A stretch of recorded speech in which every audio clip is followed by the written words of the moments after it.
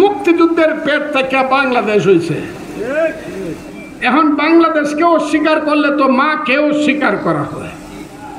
তো মাকে যে ছেলে অস্বীকার করে, আমার ছেলে ব্যারিস্টার, তার মাকে যদি অস্বীকার করে সে কি ভালো ছেলে? বলেন, যে মুক্তিযুদ্ধকে যারা অস্বীকার করে তারা কি খুব ভালো মানুষ? হ্যাঁ, এই কথাটাই আমি কইছি।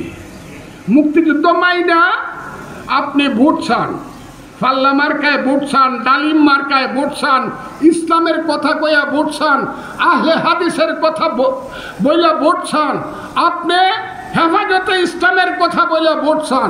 মানুষ যদি আপনাকে ভোট দেয় ইসলামের কথা শুন না, আপনি দেশ চালান, আপনাকে আমি সেলিউট দিব।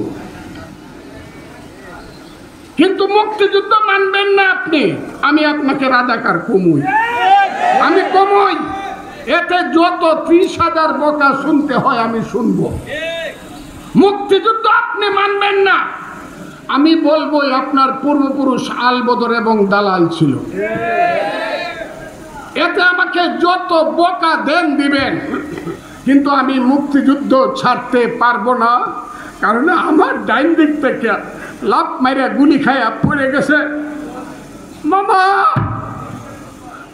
মারে তুমি দেখো, 1 মিনিট সে আর বাঁচে নাই।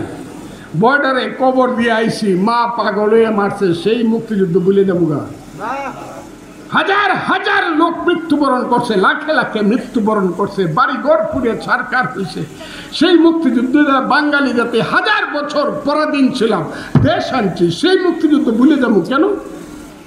আমার যারা এখানে ভুল বুঝবেন, আমি তাদের সাথে আমি একটা কথা বলি, যারা আমাকে মনে করেন আমি মুক্তিযুদ্ধ বলে দোষ করছি, আল্লাহর ওয়াস্তে আমি আপনার বলি, তাইলে আমাকে আপনারা মাফ করবে।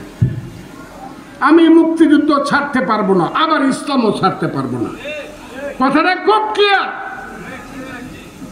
মুক্তিযুদ্ধের সাথে যেমন হাসিনার কোনো সম্পর্ক নাই, হাসিনা ফেল করছে কাজে মুক্তিযুদ্ধ ফেল না।